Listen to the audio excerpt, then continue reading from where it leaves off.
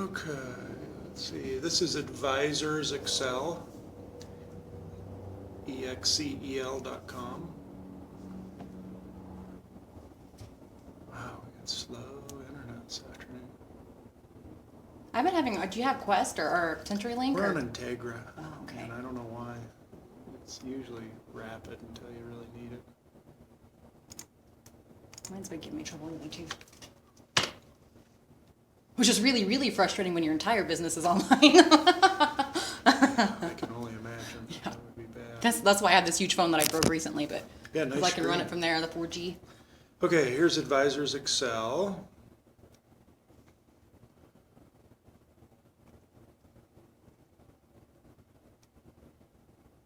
Kind of nice visual. Here's their staff, the founder. Between this website and the first one, which do you prefer? I don't have a preference, Okay. to be honest with you. I probably identify more with this Okay. a little bit.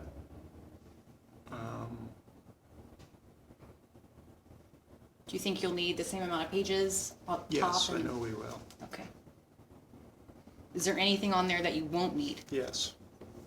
Yeah, and that's what I think I'll take a look at our structure. Okay. I was just going to give you some examples of some that I thought had good presence, I guess is the best way to. Okay, here's one that I don't like. Yeah, I'm not crazy about that one either. And this is our upline manager. We have a close relationship with these guys. I don't like that. It covers up what you're looking at when you do this. Yeah. See you, Kim. You do the same. It just doesn't do much for me. Is that BILTD? BILTD.com. Let's see.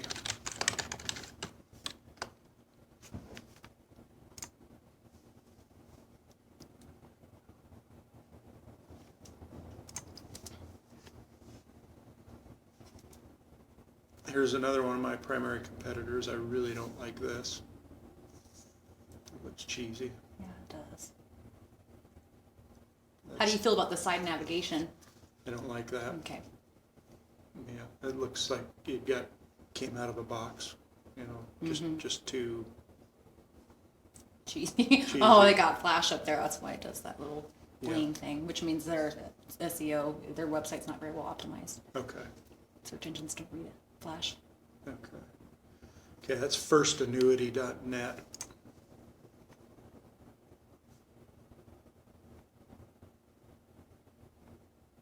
Okay, so there's some of the things that, now let's see if I can find on our share drive sort of the preliminary work that we did.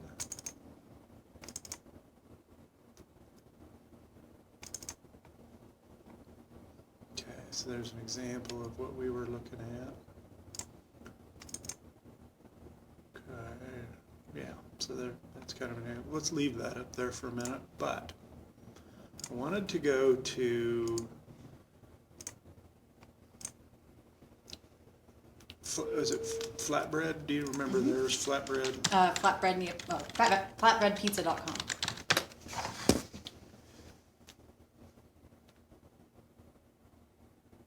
Sometimes I accidentally tell people the Facebook link instead. Yeah. No. It's a lot of information to remember. Okay. So I'm just going to pick on what we did. Okay. And, okay, I go this, that, this, that. Okay, what comes up to me here is muted, not modern, not It's monochromatic. monochromatic. That's a great word. Yeah. And so even though we've done this work, I don't like this work. Okay. Okay. Okay. I was going to ask, 'cause I'm like, it's all right. We can do a lot better. That's why you're here, lady. Yay. Yeah. So, so I guess, when I look at it from a design perspective, I want something that's visually attractive, Right. because for many of the people that are, well, let me back up. So we're part of an industry association, Shannon, that looks at lots of things, and one of the things they looked at recently was what did a current customer find most important in the value proposition that folks like us deliver. Website was way down the list. Okay, so as it applies to my current sub customers, website's not a very, critical thing. Okay, so what I'm looking for is something that somebody that doesn't know me from the man on the moon can go there and go, wow, these guys got it all together and they look good. Right. Okay, so it's a billboard. It's a catchy billboard along the highway of options, and I need to catch their attention pretty quickly. So can you really quick explain your business? Yes. Because I have some thoughts on what you just said, but I want to make sure I understand what you do first. Okay, and this was very compelling. Okay, but you know that because you built it. ProCare. Landscape? Yeah. Should be procareidaho.com. They have like 4 or 5 URLs out there. Yeah, okay.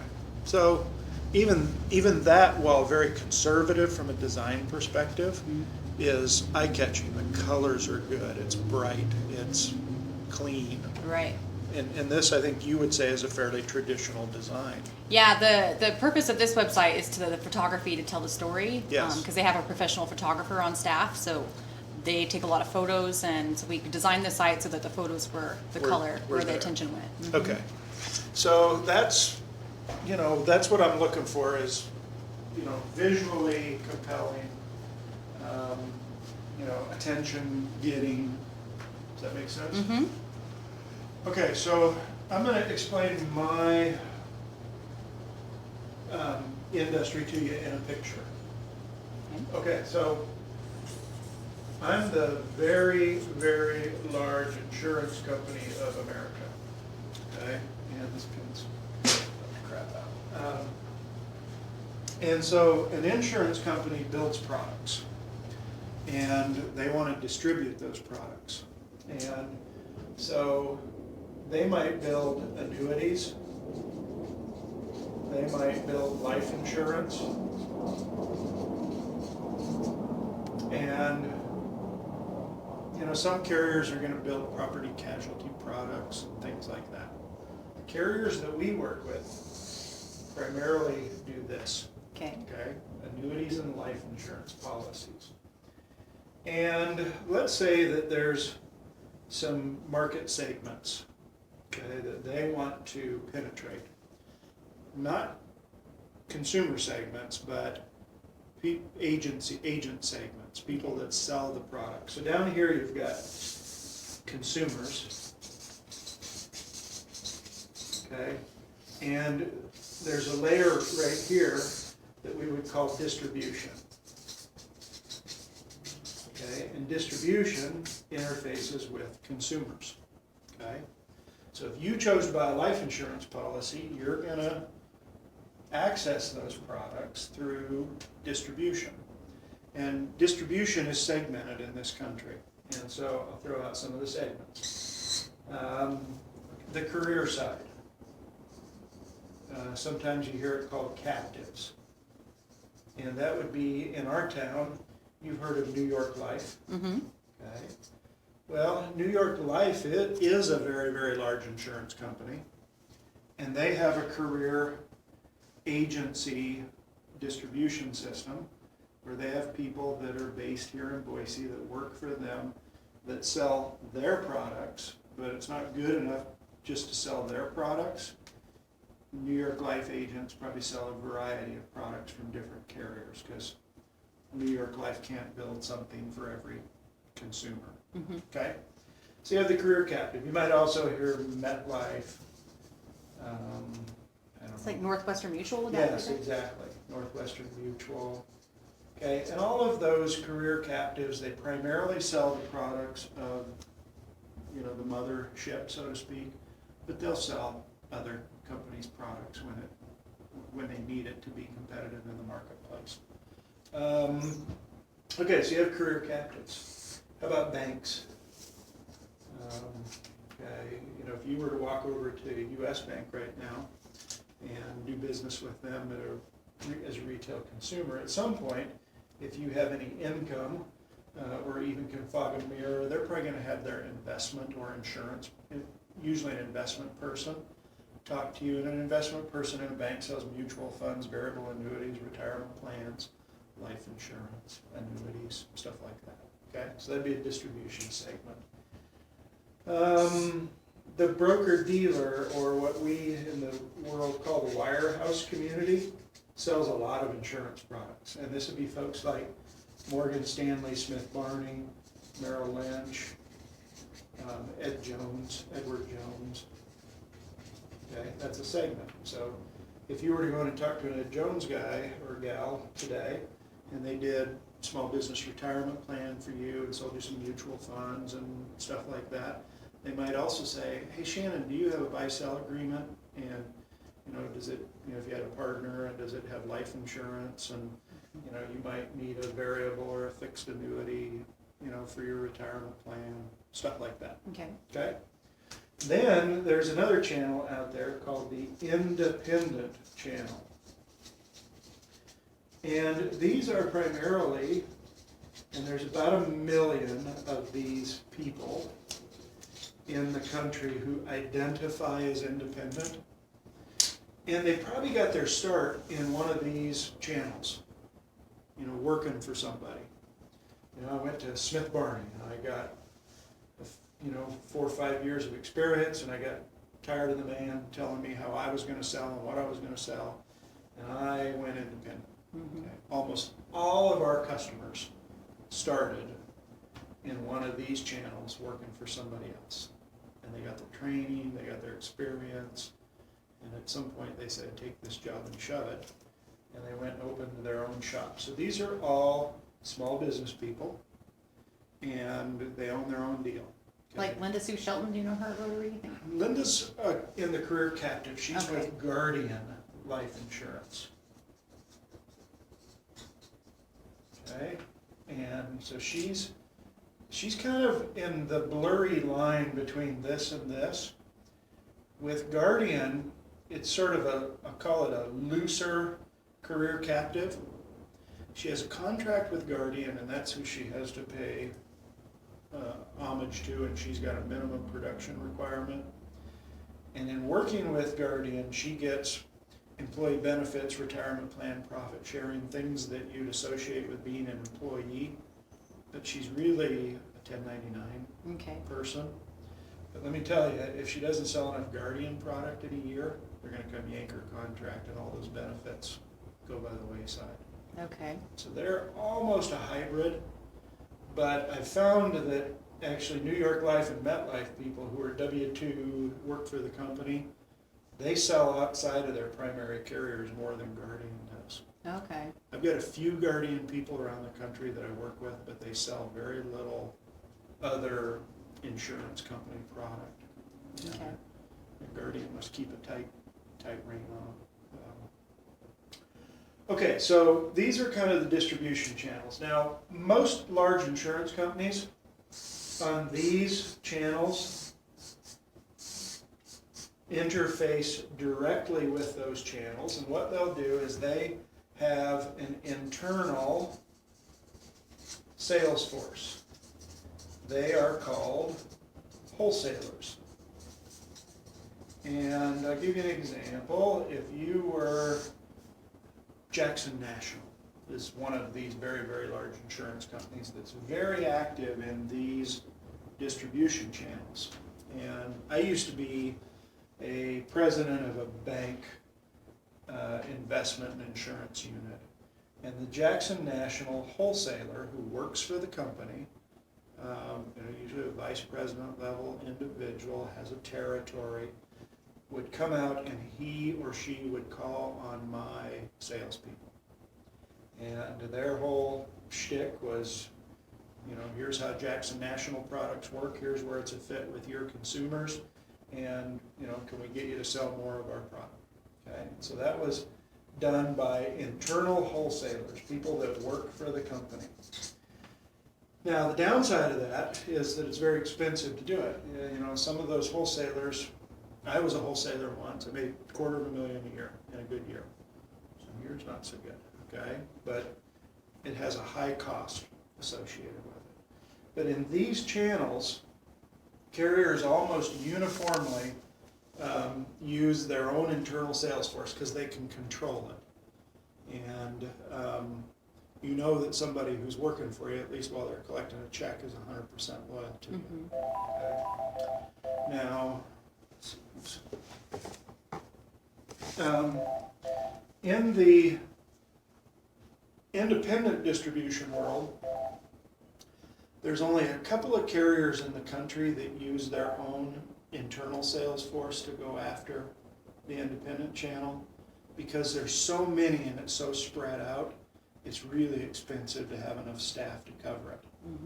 So in this channel, they have used intermediaries, and they are called FMOs, AFMOs, wholesalers or external wholesalers. You'll hear them called marketing companies. You'll hear them called master general agencies, things like that. Okay? And that's what we do. Okay. So, our mission, and this is the way it works, is that we get a contract with this entity.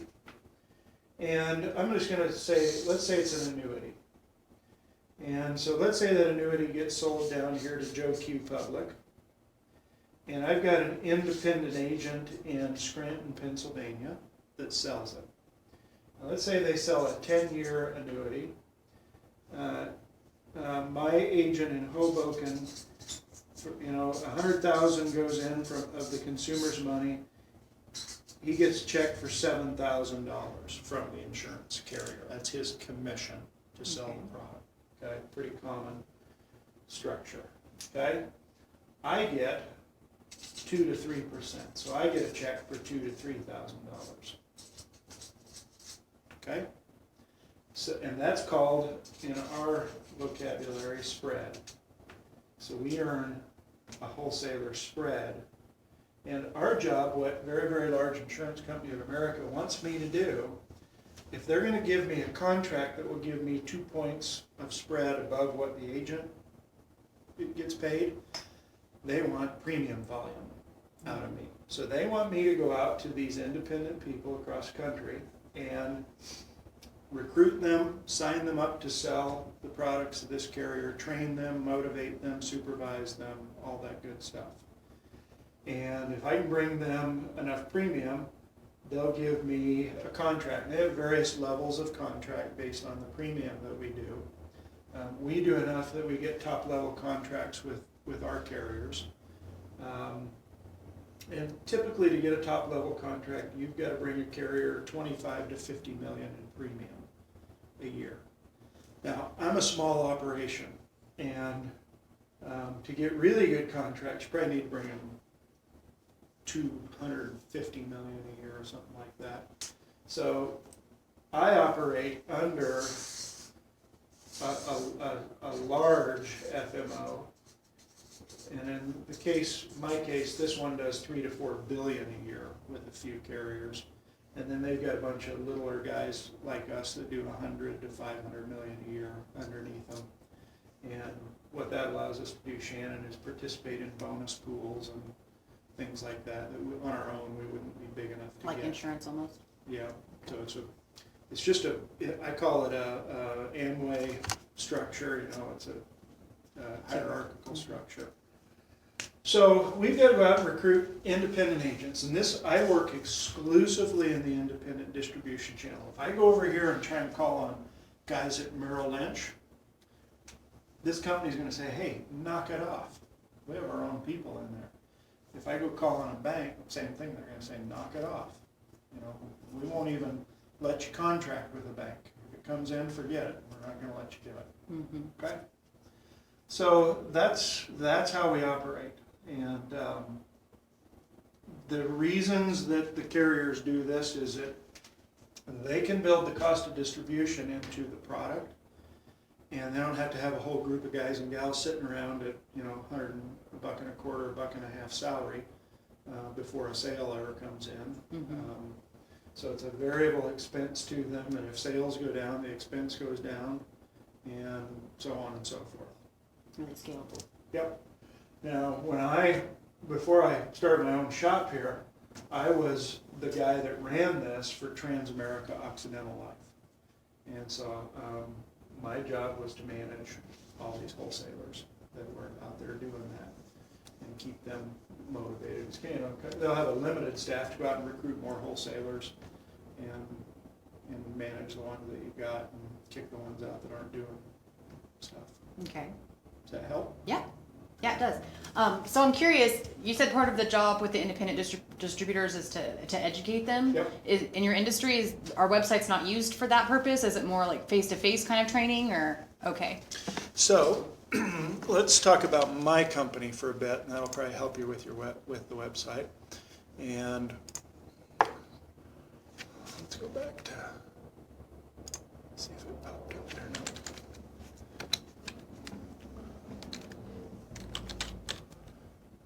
Your job must be kind of fun because you get to know a little bit about a lot of different. Yeah, I have ADHD, companies. so this is the perfect job for Yeah. me because You know, you're over here, and then you're over here, and then you're. I had 4 majors in college. If that tells you Yeah. anything, I want to know everything about everything.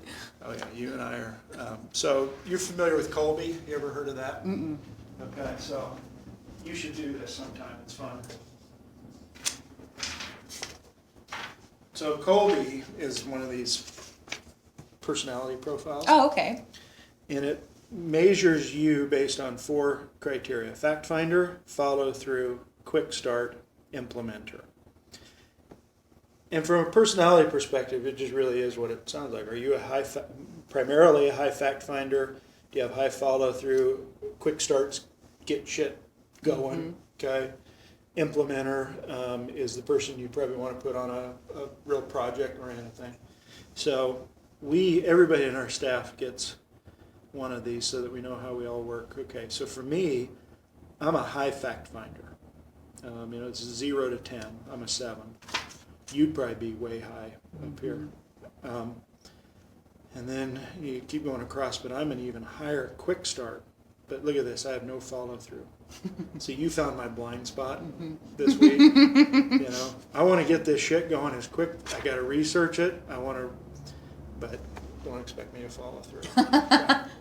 So I have to surround myself with high follow through people. You ought to do that sometime. Yeah, that would be really interesting. I'll send you the link. Great. It's helpful, and I use it with staff when I'm hiring somebody. You know, Make sure they're a good fit. it's got to complement, you know, what I need it for. Okay, so this is our industry. Now, when you look at a site like Advisors Excel has got, and you can just take these with you. Sam. Oh, great. Okay.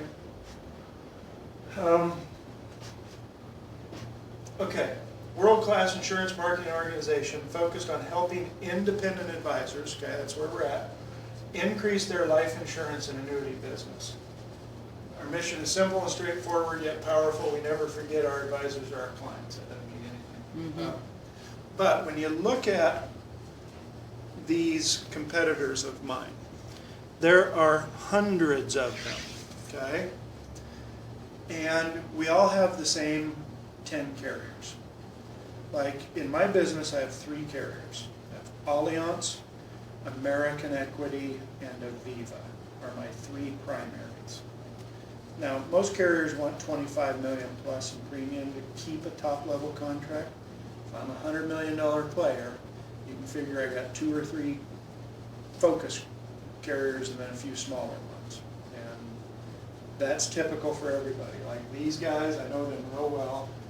Their primary carrier is a company called Security Benefit, and then they got 2 or 3 secondary that get lesser premium.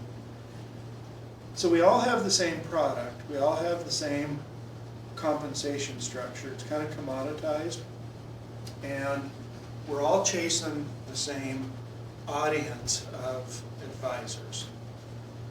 So if we all just brought the same product at the same commission, You know, it'd be real tough for the advisor to differentiate how they're going, who they're going with. So you have to bring a value added to the table beyond the product. And that's the struggle, is delivering value added to an advisor that is compelling enough that it will cause them to affiliate with you versus that guy.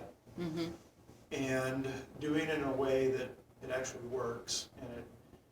And the thing that they're all interested in, Shannon, is what are you gonna do that's gonna allow me to get in front of more customers? I need to put more customers in my practice. What kind of a lead development, client development system are you going to give me that will allow me to do that? Okay? Because if you just, you know, everybody's got good product. If you just bring the product to the table, ho hum, we've all got it. You know, it's what are you going to do to help me grow my practice? And that's the trick. Okay? And the thing that you have to know about wholesalers is most of them are bald-faced liars. Okay. Okay? You know, I don't think that anybody sets out intending to be that way. But it's such a dog-eat-dog to recruit people that you always are fluffing and that you tend to say things that aren't true. And you also have some programs that frankly don't work. And sometimes that's just the nature of the beast. If you look at people that go into financial services, there's about an 80% failure rate. It's hard. And you know, so you really have to, if you're going to be in it, you know, it's kind of a grind. And you know, these guys, I think if you were to do a focus group and say, you know, how do you feel about your FMO from an honesty and integrity perspective? Most would say, you know, they always tell me stuff that just doesn't turn out to be true. And you know, we have some things that have differentiated us. I think one of the things that really differentiates us, if you were to talk to my customers and people in the industry that we work with, is that we try and be really honest. Okay. You know, we try not to oversell the program. We try to really have a high degree of integrity in that regard. And that has meant that a lot of our customers stay with us for a long time. Right? But my 100 million, just so you understand what the game I'm trying to win. So I get 100 million today. Tomorrow I want to be at 200 million. So I'm on a mission to double the size of my business in 36 months. Now I've already done it in 2 years. 2 years ago I was under 50 million. Okay, so I'm halfway there. Now this, just to give you some perspective, I have 10 advisors that do 65% of my revenue, or premium, you can say that any way you want, okay? Okay. Advisors 11 through 50 generate about 30%. And then everybody under that is the remaining 5%. Okay? So I don't have a lot of customers. Okay? Now what I've got to do over the next 36 months, it would be unreasonable to think that I'm going to keep all these 50 people, 50 or 60 people. No, it's only 50. Okay? So I've got to bring in enough to replace the attrition, and I got to double at the same numbers. You know, I got to get another 50 people so that I can get to 200 million. Okay. And the average, you know, if you're talking about 100 million here, the average premium is about $1.5 million to 2 million. Okay, but that's very top heavy because remember these folks here do 65% of it. So these guys on average are doing about 6.5 million. What do they have different qualities than the rest of the people, or are they just more senior, so they have more connections? They absolutely have different qualities. Okay. Okay. The top 10, if you're doing an average of 6.5 million, let's say 5 to 7 million, you're making 500 to 700,000 in gross revenues in your practice, you're in the top 5% of the industry. Okay. And so what do we know about folks that do that? Well, they're very good salespeople. They have very good persuasion and relationship building skills. They connect and they motivate people. That's probably the number one thing. Number two is that they're reasonably well organized in their business processes. And number three is that they're willing to invest money to make money. And they manage their personal affairs most of the time and their business financial affairs in a way that they don't spend 120% what they make. Mm-hmm. I mean, there's exceptions to every rule, but for the most part, although they may not be true business people in the you know, what we would think of as a good business person, they're very good salespeople that have sort of, by necessity, got the business processes sort of put together. Okay. Okay.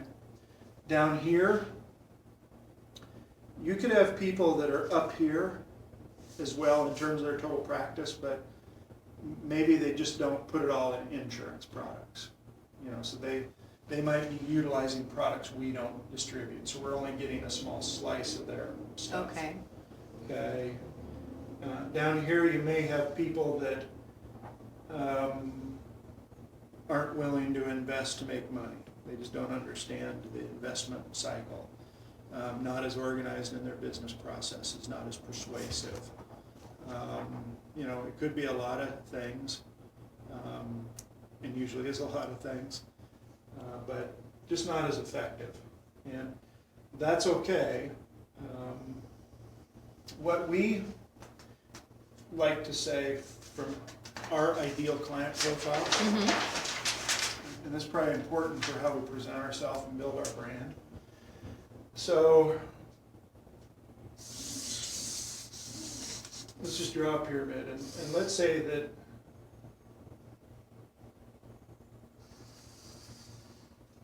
okay, and let's talk in terms of revenue, gross revenue. That somebody who's consistently at the 500,000 to $1 million plus range is, you know, probably the top 5% in the business, okay?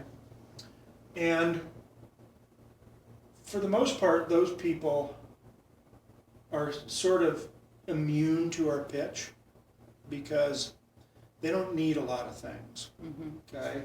I'm going to call these folks self-reliant, organized, usually egocentric because they've arrived. And the reality is that they've arrived through a lot of hard work and, you know, vision and whatever, okay? And so when a group like us calls on them and says, you know, we want to do wonderful things for you, for the most part, in their mind, they're going, shit, I already do wonderful things. And I got 27 of you guys calling on me. And I either have one I already love and they're doing stuff for me, or the other way that this works is that, yeah, I'll move to you, but I want all your spread. I want the additional compensation. And there are some outfits that'll do that. This one here, if there's 2 points of spread, they'll give a larger producer 2 points above street, and they'll just live off an annual bonus. Hmm. Okay? But we don't do that. We don't have the luxury of doing that. Okay. Okay? Nor do I want to do that because guess what? If some hiccup happens here and you have customers that do 10, 12, 15 million in premium start leaving at a good clip, and I have a guy that I've known for 20 years that got into this situation. He had an FMO like ours. It was at $1 billion 5 years ago. He's at 100 million today. Mm. He took his eyes off the ball, and his entire practice was built on 10 to 15 million dollar producers. And they started bailing out for these guys, and he's screwed. Mm. Okay? So then you've got this tier that are probably on the low end 100,000 in revenue up to about 500,000 in revenue. And then I got the 100,000 and under club, okay?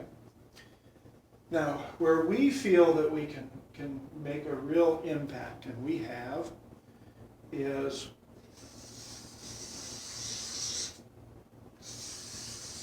right here.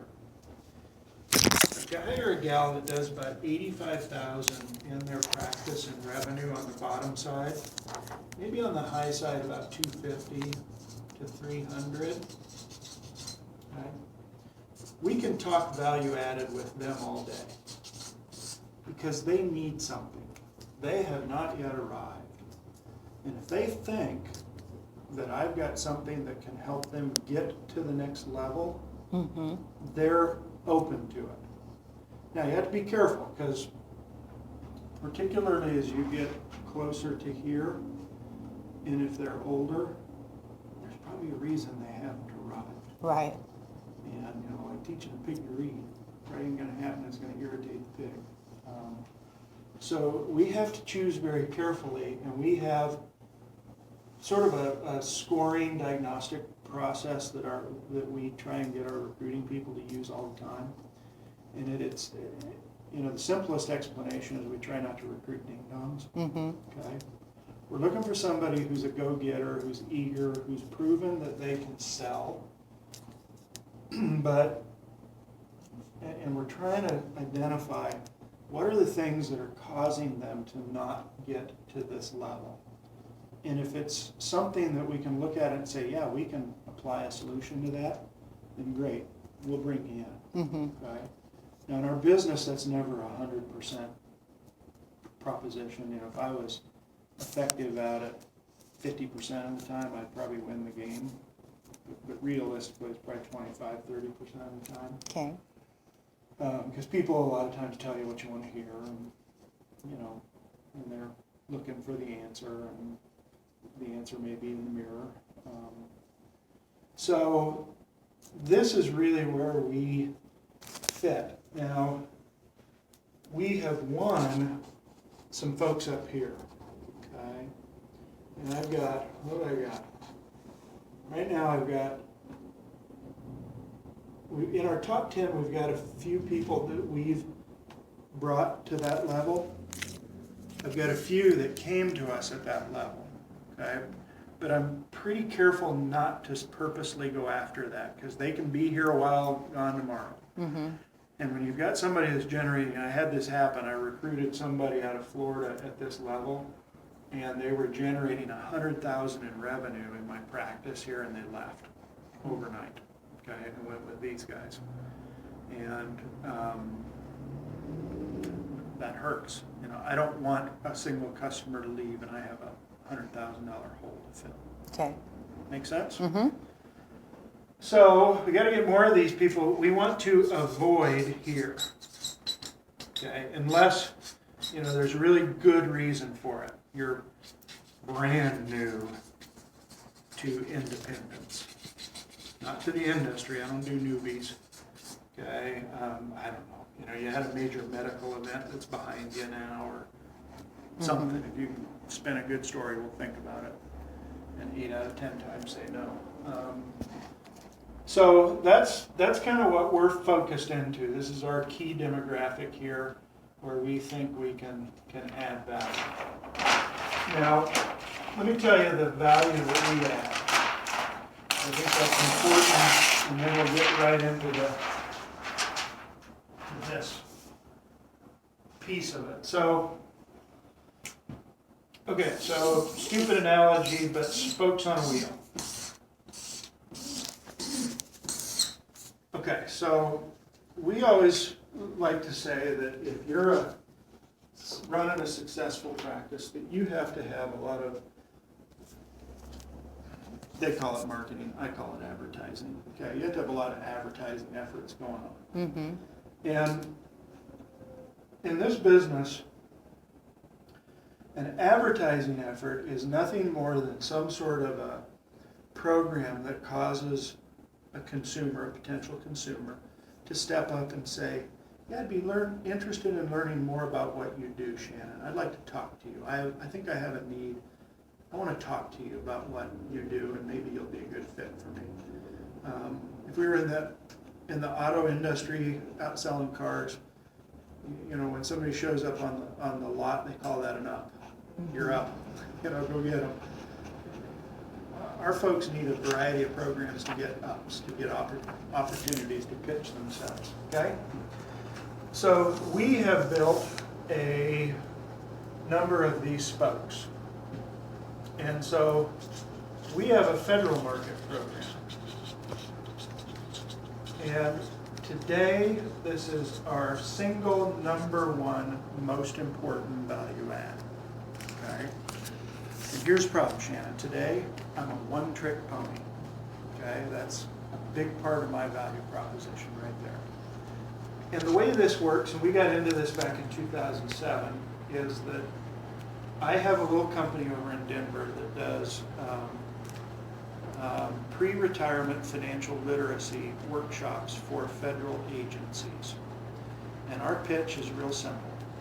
We will send a retired federal human resource officer to come do your public law mandated pre-retirement training for your staff. And oh, by the way, we're not going to charge you anything to do it. And the reason we were able to do that is that Joe, who is in your community and is part of our network, will pay a sponsorship fee to have that trainer come out. And the only thing we ask is that, you know, Joe's been background checked, he's been trained to use his good financial planning protocols. He's going to come on site. We're not going to allow him to solicit, speak, pass out business cards. You know, we don't want to create an endorsement for him. But we want the employees who show up to be able to check a box on the evaluation and say, yes, I'd like a complimentary benefits analysis and consultation with Joe, if they choose to. Now, we've been doing this for a long time. We'll do over 200 of these this year across the country. And on average, we have about 52 employees there. 67% of them say, yeah, I want to meet with Joe. So I've got advisors that we're doing 200,000 revenue in their practice. They've been doing this for 5 years. They're now generating 700,000 in revenue because they're getting in front of a lot of federal employees. That's a winner, and I'm the only one in the country that does it. So I have it all to myself, okay? And I have had for 5 years. Why isn't anyone? I don't know. Okay. It's kind of hard to get into. We were really lucky. There was a vendor who was doing it, and they messed their business up. And the lady that owned it didn't manage her affairs real well. And she quit. She didn't pay her payroll taxes and things. And I went and hired all of her staff. Oh, good move. And then I pay them real well so that, you know, they're not inclined to go somewhere else. But it could change tomorrow, right? But this spoke works really good. I'll give you an example. I do an email blast once a month to like 40,000 agents across the country using a media company. And we do just a webinar every month. I did mine yesterday. We had 180 people registered to hear about this. And you know how webinars work. I had 83 who actually showed up and spent the 45 minutes to hear it. And I get those kind of results consistently, which is, you know, knocking it out of the park in this industry. Okay, so that's one spoke. Okay, so I recognize that just having one program is kind of dangerous, so I created a thing called Advisor Link for CPAs. And I have one of our customers, one of our top 5 customers. In his practice, he does $18 million a year in premium. He makes about $1 million a year. He has for 20 years. He's about 57 years old. He has 6 CPAs that he works with. And he has contractual relationship with him where they refer their clients to him for investment insurance work. And he sells to a lot of them, and he splits the revenue with the CPA. Mm. So we've been taking his wisdom and his model and sort of packaging it up and saying, okay, Shannon, you're an independent advisor. How would you like to have a steady stream of referrals? And we're going to train you, teach you, give you all the infrastructure to do that. Mm-hmm. Okay, so we're working on that. We introduced with a lot of folks in the industry a Social Security workshop module this last year because we've got 8,000 new 65-year-olds a day. They all have to decide when are they going to take their Social Security. About 75% of them take it at age 62. And that could cost them 50 to 100 grand, depending on how long they live, versus waiting. So for some, it may be best to wait until they're 70. For every year you wait, the benefit goes up 8%. And there's some other strategies around that. So we have a module where we can train you, if you're an advisor, to go out and do workshops in your community and become the planning and education resource for what are my best options. In today's day and age, in most markets, you'll get a lot of people to show up and hear that story. Okay? We're going to introduce in 2014 a study group process. You've maybe heard of 20 groups before. Mm-hmm. We're going to organize study groups of advisors that want to focus on best practices to make their practices operate more efficiently and help them grow consistently, sustainably by working together as a group. So we're going to introduce that, and we have a guy out of Florida that's going to help us spearhead that effort. And I'm sure along the way we'll dream up some other value propositions but the idea is that if you come here to BIMS, that we're going to give you some spokes for your advertising or outreach wheel that are going to help you achieve the goals that you want to in your practice. We're going to have a study group environment because we know that for the independent producer, it's lonely. Mm-hmm.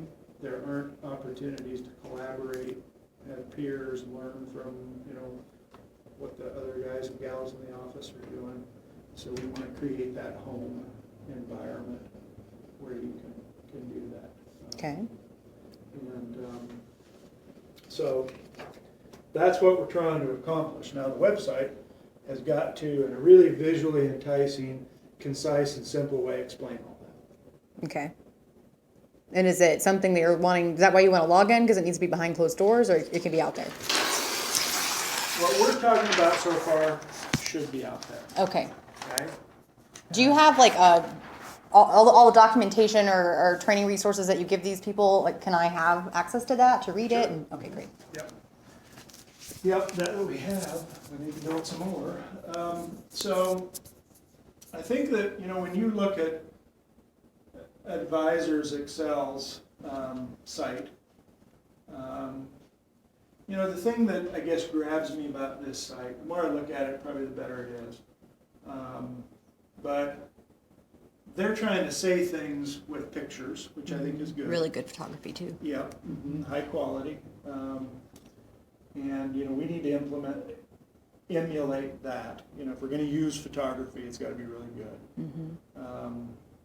I think fewer words and more demonstration, because people in my industry, like every industry, just won't read it. It's got to be quick and concise. I bet if we drill a little bit deeper down, these guys actually used to be customers of mine. Wow, kind of the wheels came off, didn't they? Yeah. Holy smokes. God, I hope that's them, not me. Oh, that's them. That sucks. I have a client that just hired me that this happens on their website. They just spent $4,000 on a website and turned out like this. Wow, that sucks. Oh, look, part of that was me. But, yeah, that's pretty good. So is your industry big on this polished, suit and tie, white collar? No, these idiots are. Okay. These idiots do $2 billion a year in sales. So. I don't think they're idiots, but Right. it's just them. Okay. Okay. We're more like this. Okay. Our industry is more business casual. Okay. They're trying to send a message here. I don't know if it's appropriate. I don't know. Well, it reminds me of like network marketing where the leaders come out in the flashy suits and there's this cheesy music playing, like trying to communicate success and money. Shannon, there is that element to this because in our industry, and that's why I have to admit that I don't operate that way. I've never been comfortable with that. I'm more humble, I think. I'm really not once you scratch below the surface. I got the same ego everybody else does. But, there is a flashy element.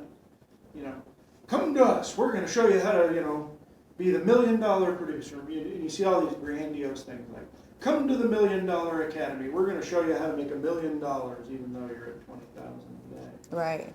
Okay. Our message has always been, we make success possible, and we're going to work with you one-on-one. These big grandiose statements don't work. It's always been, I think if you dug around on their site for very long, you're going to find that somewhere here they're going to be touting, and I'm sorry, my internet is really slow. This. Here's the ultimate advisor practice. Learn incredible sales skills. Learn how to leap tall buildings in a single bound. And usually what it means, Shannon, is they're going to put you in front of somebody who's an example who does massive amounts of production. And if you just come listen to me, I'm going to show you how to take my skills, my da-da-da-da-da-da, and you're going to do massive amounts of production too. Well, hogwash, okay? The guys and gals in our business that do massive amounts of production, they have mastered some things, okay? There's no question about that. But mostly they work 12 hours a day, 7 days a week. Yeah, this is reminding me, I'm scanning my Facebook feed the other day and there's a local gym that had the before and after pictures, and I was expecting that same kind of cheesy, like, take our shakes or our special pills, Yeah. but it said, hard work, no pills, no frills, just exercise and good diet. Yeah. And so that's more like you. That's more like us. Right, and the other guys are out there with the Yeah. miracle pill, 10 days, you lose all your weight without any side effects, and it's all great. We're not going to lie to you. We're just basic, okay? But you know what? Basic business skills, basic good practices will get you where you want to go. Okay? And you know what? If you're the big frothing at the mouth, not loyal, want to beat every dime spread out of me, I'm not a good fit for you. Right. We just don't fit. Okay? So that's kind of the look and feel of what I just can't imagine that they would have a website that was this off track. This is horrible once you get to that level. Maybe they don't poke around enough on their own website to know about it. I hope so. Yeah. To run, and they use this kind of language. To run a dominant financial services practice, you must somehow tend to all facets of the game. You can do the same with the UP program, okay? This game, and you hear this all the time, it is so overused, this game changing, okay? Life doesn't work that way. Right. How many things are really game changing for you in the Right. course of a day?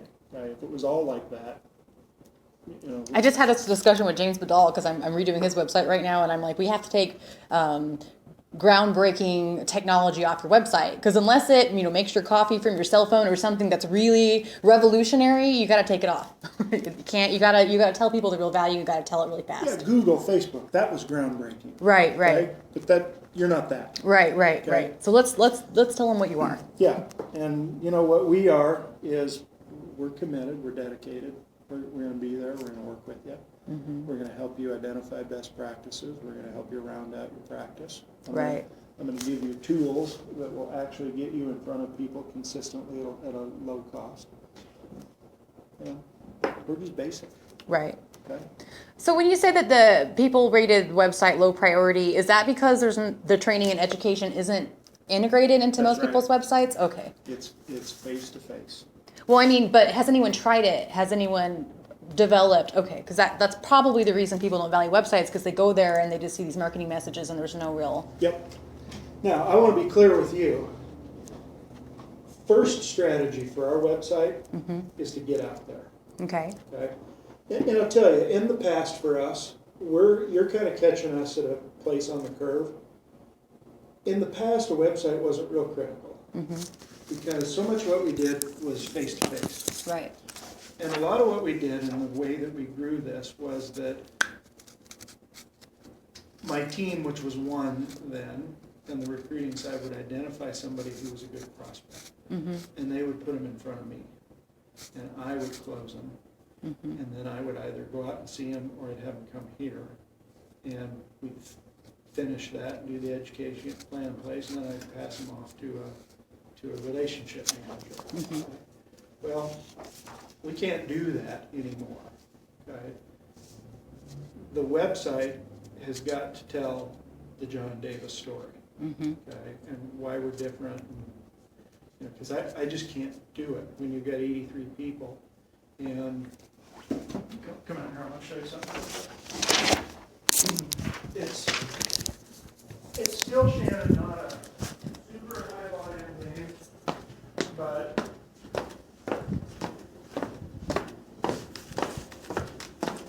this is what we've recruited this month. So 1, 2, 3, 4, 5, 6. Okay. Now you look at these guys. This is the production that they do. 3.5 million a year. So he's on the upper side of that range. 1.5, 1 down towards the bottom. 1.5, 2. Right.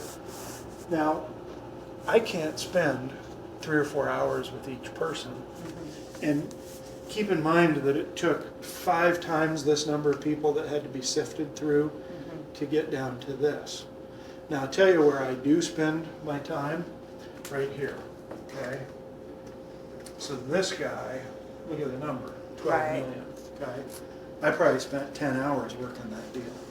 I normally don't want that kind of guy, but he came as a referral from one of my other top 10 producers. And what I spent a lot of time figuring out is, Raphael, why do you want to come here? So I'm not sure I want you. You know, because at 12 million, yeah, you might bring me 100 grand, but if you leave, I'd rather go find a bunch of these guys. I can find 5 of these $20,000 a year guys. So I can't spend the time. The website's got to support our value proposition so that guys like this can go there real quick. More importantly, it's the 15 or 20 that it takes to get to this level can go there and go, oh, I think this might be a good fit for me. You know, maybe I can make a better informed choice about whether I should keep dialoguing with these people. And so that's what we're trying to do. In your industry, do the people, the top 5-10% performers, do everybody else know who they are and look up to them, or is it like you have to meet them or be introduced to them to know who they are? You know, it's a million folks out there, but it's a small enough business that we probably know who they are. Like this guy, I've talked to him off and on, and we've flirted for 4 years. Okay. So it's, you know, when we're this time around, going, oh, so Raphael, you know, last time this didn't work, and you went over to Tyrone, you know, one of my competitors. So how'd that work out for you? You know. So it's, yeah, we know who they are. Okay. Do they, like, if I'm an up and coming independent, would I know who he is? Would I look to him like? Probably not. Okay. Yeah, probably not. I'll tell you, in this market that we're working in, these guys all sell the same 4 carriers, 5 carriers. Okay. And so you take Raphael. We've been going to the same conference in March in Las Vegas with him with the same 700 top producers for 10 years. Okay. It's American Equity has their $1 million symposium every year. It's producers that make $1 million and up. And so we've been going, so all those big guys kind of know who each other are. Okay. You know, if you're not part of that exclusive club, you might not. So does that exclusive club, that conference, are they tech savvy? Do they live stream anything or blog about it or tweet or any? Some do. Okay. Some do, yeah. Some do, but not a whole bunch. Well, I'm thinking about, like, because you described a go-getter who's, has a strong work ethic. Those are the kind of people that you want to recruit. So for me, like someone like myself who's like that, what I do when I go into any industry is look for who's making it and then, try to introduce myself to them or try to, even if they're competitors, so that I can learn from them and, figure out how to develop my business. So that's why I'm asking if it's possible, if there is an elite club, people like me would want to find them. And is it easy to find them? It's not. It's very difficult. And that's where our study group environment might come in. Okay. Because I might be saying, we're going to put Raphael Musto in front of you. We're going to put Jerry Skritsky in front of you. They're going to come address the study group once or twice a year. And you're going to learn their best practices. But I also I want to be very cautious about that because Raphael's very good, okay? But his closing rate is about 17% of the folks that he interacts with. His ups, those that poke their head up, that's not very high, okay? Now, how does he do this? He works all the time. Okay, Jerry Skritsky, the guy that does 18 million in the CPA environment, even because it's a CPA environment, there's already an affinity, so he's probably closer to a 50% close rate. Jerry works all the time. It's Friday afternoon, I guarantee you we could call his office and he'd be in an appointment with somebody. And 8 out of 10 are out goofing off. So you got to be careful that even if you put them in front and gave them the secret sauce, they wouldn't do anything with it. Because at the end of the day, they just work harder. Right. Okay. Yeah. And I don't necessarily advocate that. If you're a hard worker, you're a hard worker, okay? If you get all the other things figured out, then that'll take care of itself. If you're a medium worker, you're a medium worker. Well, it's this 80-20 principle, and you just got to work smart and efficient. That's it's right. not about working longer hours or... No, at this level, it's about working longer hours. Okay. Okay? You can be smart, you can be efficient, but if you're going to generate big sales, you still have to see more people. Okay? There's no way to shortcut that. There is, but it's not applicable to most people. You have to work, the way you can do that is you have to work in a market where you have bigger cases. Okay, you can see the same number of people, bigger cases. And then, where we work at is in the mass affluent. You'd have to move up to the high end of the affluent to the super rich. And not very many advisors are going to break into that. Well, that's what I'm wondering, because like a lot of the ways that other businesses, or even I'll take my industry, how you build a name for yourself is through like producing webinars and ebooks and things to educate people. But part of the way that you do that is by interviewing other experts who are either better than you or has a bigger following. And so I was curious if you can target, like, even if we know they just work harder, if we can interview them about things they do well and then provide that information. And if Raphael, who's very money motivated, calls himself Mr. Jingle. Okay. I gotta meet this guy. He likes the jingle. So let's say that you can distill that from Raphael. And let's say the primary message is, hey guys, I got just as lousy a closing rate as you do. I just work twice as hard as you do. And if that motivates somebody to do 20% more than they're doing now, well, great. Right. That's what you're capable of. Right. You know what I mean? There are others where, it may be a system that you haven't thought of, working with CPAs. Right. So, okay, we gotta wrap this up because you're wasting too much time here. Oh, I think it's really valuable, actually. You'll get it back out of me. Okay, so, first step in this process is I just want to get to the place where I've got a really nice billboard. Okay. Okay. And then I think second, third, fourth, fifth evolution of that is let's then start looking at our website as, hey, what can we do that's unique that nobody else is thinking about? Mm-hmm. The problem I've got right now is I'm way behind the curve. I just need to get close to where everybody else is at. And then we can start thinking about Buck Lightyear type stuff. Okay. Make sense? Yes, it does. Okay, so what I was kind of envisioning is that the core of the site would be that BIMS billboard. And I think that when you look at this, even though I don't like the graphics, okay, we could look at that and go, yeah, that's, it's probably most of what we need. Homepage, history, better known as an about us. Who's our team? I much prefer that advisors Excel Mm-hmm. thing, and you know what? We'll go find the best photographer in Boise. You probably already know who they are. Mm-hmm. And we can, I think it'd be fun. Where, oh shit, I'm having a brain. Freak Alley, Mm-hmm. okay? Oh yeah, that would be cool. Wouldn't that be cool? Yeah, that'd be really distinct. Wouldn't that be cool? Yeah, I like that idea. Okay. So here's the other thing that I want to throw out, just visually, okay? Mm-hmm. So, our bookkeeper is a gal named Christy Boland, and her husband is John Boland, who is the guitar maker Mm-hmm. here in Boise. Are you familiar with him? Mm-mm. Okay, so John owns Boland Guitars, and he builds custom guitars for the Rolling Stones, Wow. ZZ Top, Steve Miller. And he's local? Yeah. Wow. Cool. Joe Walsh, rock and roll. Right. Okay, rock and roll. And you don't know John Boland? Mm-mm. Holy smokes, what have you been doing? Living under a rock? Yeah, I guess. Working all the time. Yeah. You okay time-wise? I'm fine, yeah. Okay, I got about 30 minutes.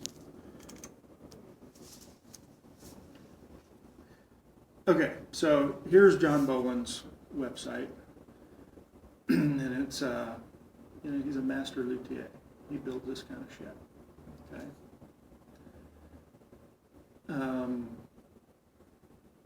This is him. And so he builds beautiful guitars, that are also functional. Mm-hmm. And frankly, I wouldn't mind if our website had a little bit of rock and roll. You looked at that website for Advisors Excel and said, what are they going for in that in that button-down suit Right. type of image? And look at this. What he's saying, world-renowned custom guitar builder. Okay, and then you got all that shit behind it. And look at this. That's definitely rock and roll, isn't it? Okay. Well, I could see us. I'm not saying that we're certainly not guitar makers, but I could see a very sort of casual interface.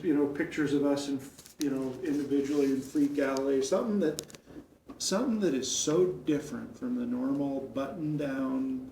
We're going to make a successful insurance pitch. Mm-hmm. That people go, oh, that's a little different. Yeah. That's just a little bit different. Fun. Yeah, fun. Yeah, that's not a word you would associate with Yeah, insurance. kind of funky. Just a little bit different. Great. So in terms of branding, then you're open. Yeah. You don't have like a brand standards manual that needs to be followed, or fonts that you like, or. This bores the shit out of me. Okay, I'm glad you said that, because when I saw this, I was like, oh, okay, I can work with it, but all right. Yeah, and you know what irritates me about this is Shay Cody did this for us, and his own website. Let me see if I can find it.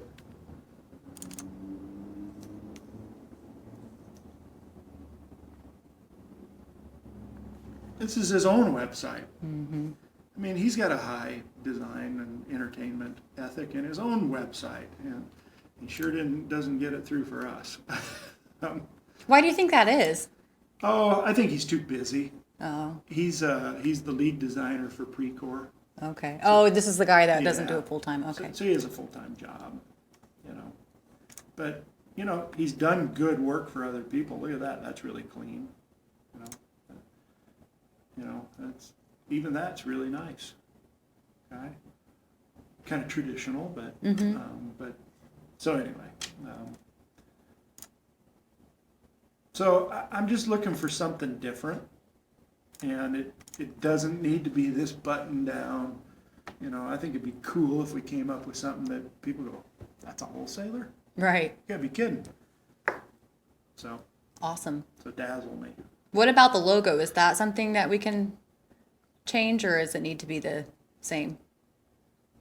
No, I'm open to it. Okay. Yeah, That's awesome.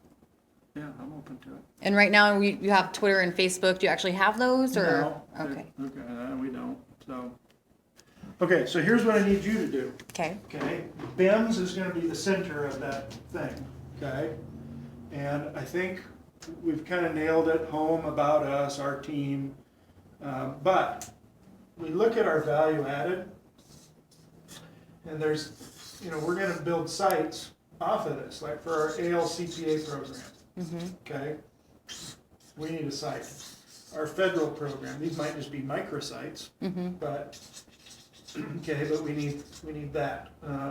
If we're doing Social Security, and I'll give you an example on our Social Security site. We've already built it.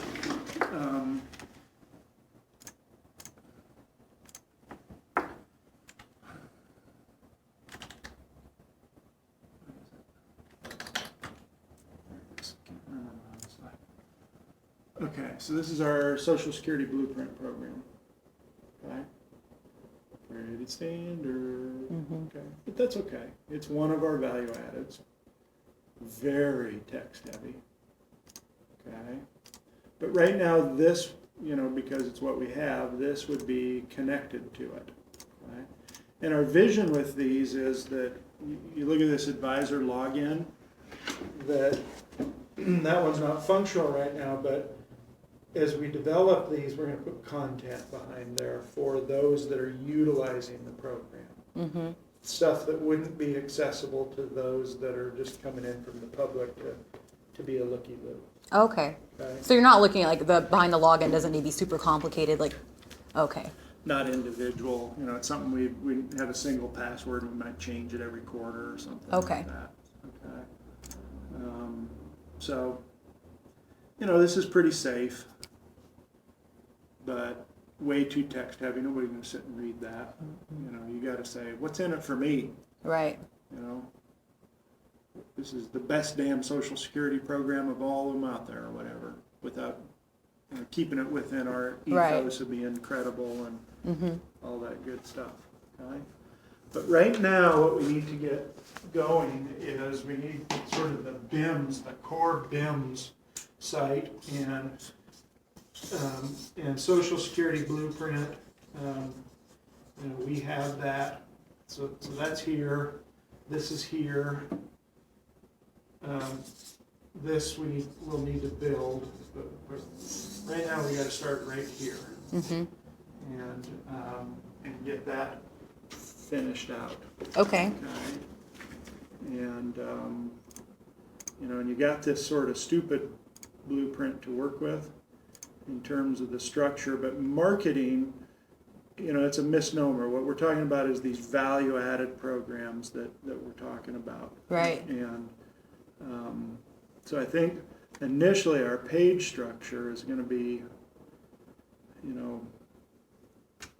I just don't know.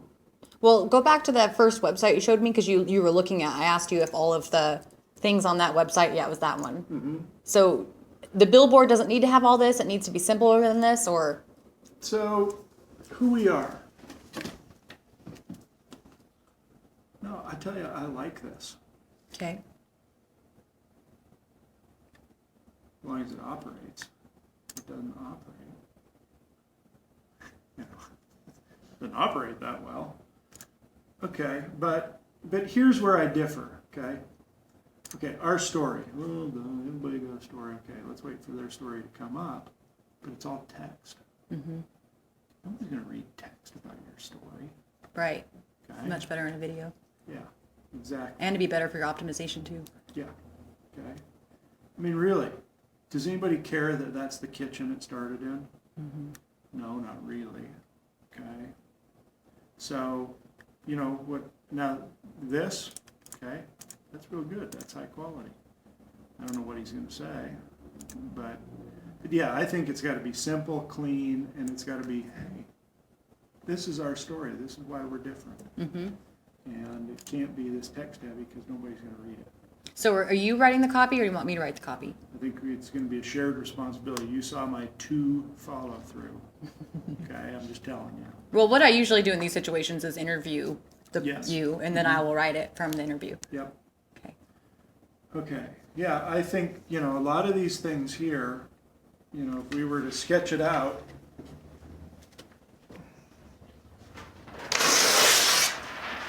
you know, the who we are, yeah, we need that. The team, yes, we need that, okay? Annuities, no, we don't need that. Again, that's back to the product centric, it's the least important thing. Mm-hmm. We can add it in later, okay? Life, AUM, no, we can add that stuff in later. Events, yes. Okay, we need that, and I'll give you just a quick example. You know, they're gonna say, all these are value addeds, but for us, you know, we do an annual deal. This is our BIMS Summit 2014. So we need to tell people that, you know, we come together as a group, and So that's more of a landing page, less than an event calendar. You're not looking for a calendar. that's right. Okay. It's more of a landing page. Okay. Um, Or you would just call it BIMS Summit. yes, that's right. Okay. Okay. You know, team, resources, rewards. You know, I call it value added.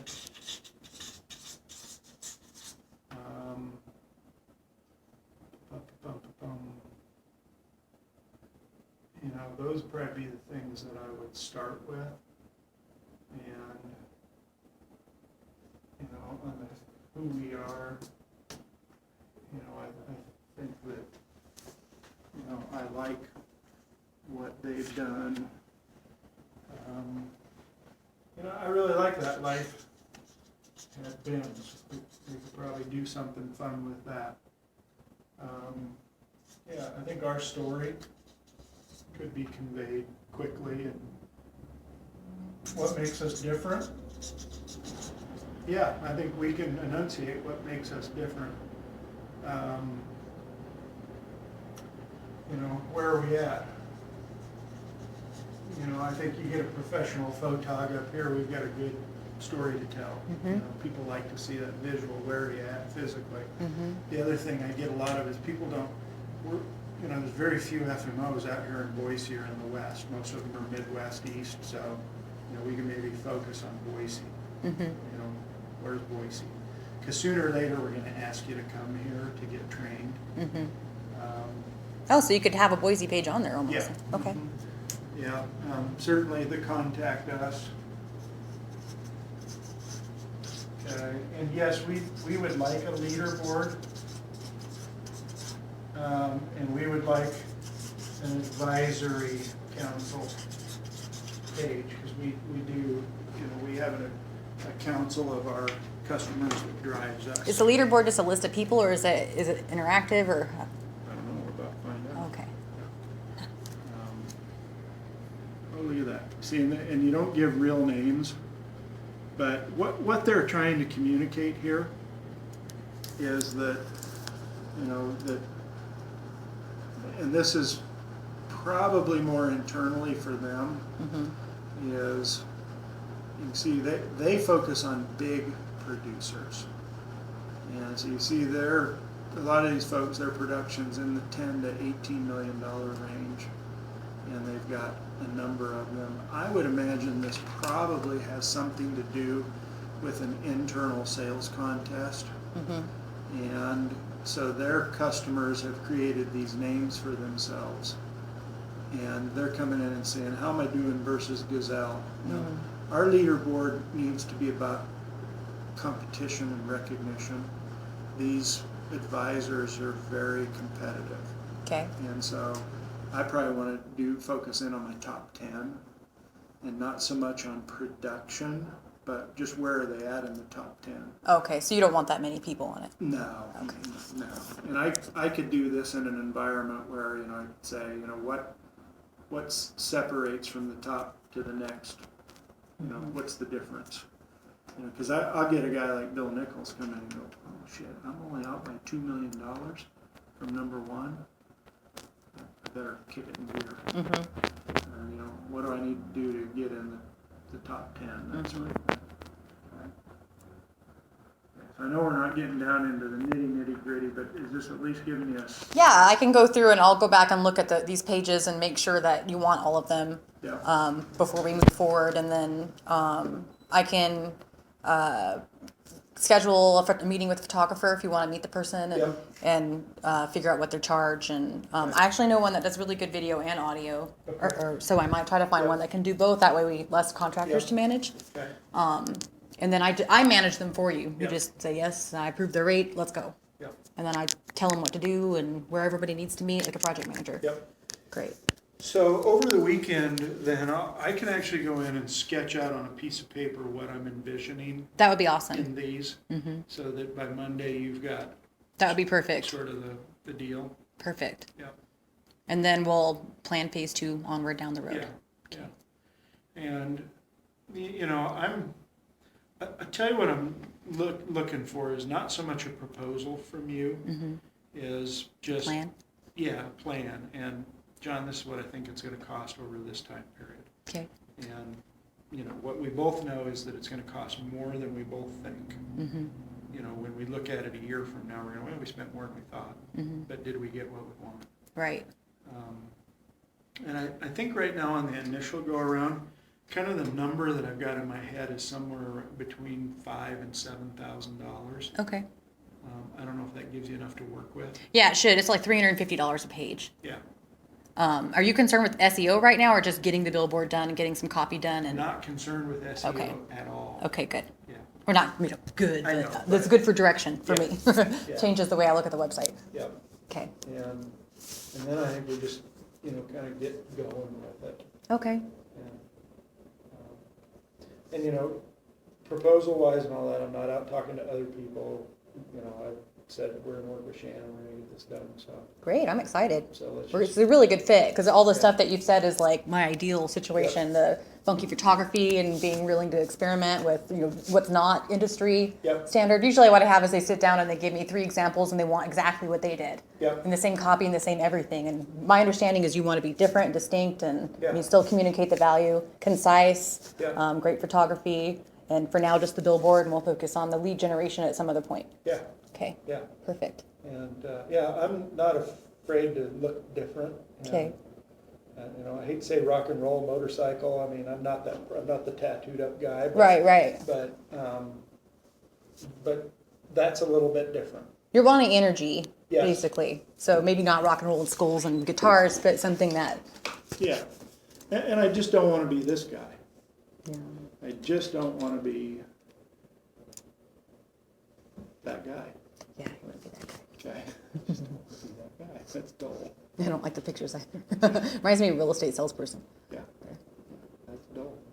So, is this enough to get started? Yeah, this is perfect. Yeah, the outline would be perfect. What subpages you want on each page, and then I'll come through and look at the copy that's on these other pages and try to write the copy. I'll probably try to do that first, Okay. because then I can get that to the the designer, and we can be off to the races. Okay. Yeah. And if there are some really cool sites that you think are super cool, and is that the look I'm looking for, and That's usually what I'll do. It's probably not going to be in your industry, but I'll find other things out there that I think would be a good fit. Yeah, I thought your flatbread is approaching that, you know. Great. I understand they're a pizza place and you have to be within a certain sensibility, but it's very good. Thank you. I was really proud of that one. Yeah, I mean, the colors are rich and Yeah, this was my first website after Kristen and I split, so Yeah. it's completely different than all the websites we built. yeah, Well, I wasn't really involved in websites when we were partners, but yeah, you can tell. Different personalities. yeah. I mean, it's just, you know, different people, but you did good on this, so. Okay. Great. Okay, so you can take this crap for whatever it's worth. And you're gonna, so if I don't hear from you Monday, should I come down here and hound you, or? Well, I won't be here Monday, I'll be in San Diego, Okay. but I think, you got my cell phone number? Yes, you sent it to me on Facebook. So, in all seriousness, I mean, I hope you don't fire me, Shannon, because I just want you to know that 2 follow-through thing. Don't be afraid to just call me up and say, look, you dumbass, Okay, you want me to stay on target. right, I need you to sit down tonight and get this done. okay. And it may be that it costs me more money because you have to come over and say, let's do this together. But don't be afraid to do that, Okay, and you won't offend me, all right, ever. I don't know, just don't get offended. all right. What I'll probably do is schedule at least bi-weekly meeting then, so Yep. any deadlines you miss, we'll Yep. And cover Jill- that meeting. Jill, who sits out front, is the calendarista, Okay, great. and she's really high follow through. Okay. So if you just tell her, Jill, look, this has gotta happen and I need this time, and she'll make it happen. Oh, great. So she can manage you? She's pretty good at it, yeah. Yeah, she's pretty good at it. And I just want you to know what you're getting into. I think overall we're pretty easy to work with, but I just really want you to know that follow through is not mine. I think all the business owners I work with are that way. They're really organized. Entrepreneurs have a certain personality and great with the ideas, but then the steps they get the managers for. And I'd like to get things going, I really do, so I kinda got that same feeling that you do. And, yeah. So let's get this one done and then we'll just knock the next one down. And whatever I do, please don't make me be that guy. Okay, I won't. Thank you so much. Thank you. I look forward to working with you. Yeah, this will be fun. Absolutely. So you're gonna bill progressively, so, yeah, make sure it's fair for you, and if, you know, if it's every week, every 2 weeks, Okay. you know, we wanna pay. I'd rather get a lot of little bills than at the end we gigantic get this one. one Okay. gigantic one, Okay. yeah. Great. This will probably take a little bit longer than 6 weeks because of the photography and the video. So when I told you that at Thomas Hammer, so just to clarify, but I will map it out in stages of Yeah. content first, and then I could probably work on the design too. I might start there, but then understanding of the web pages might change Yeah, depending on what content we get. yeah. Okay, fantastic. It'll take what it takes. Great. Well, you enjoy your weekend, and I'll look for that site map on Monday. Okay, perfect, thank you. Thank you.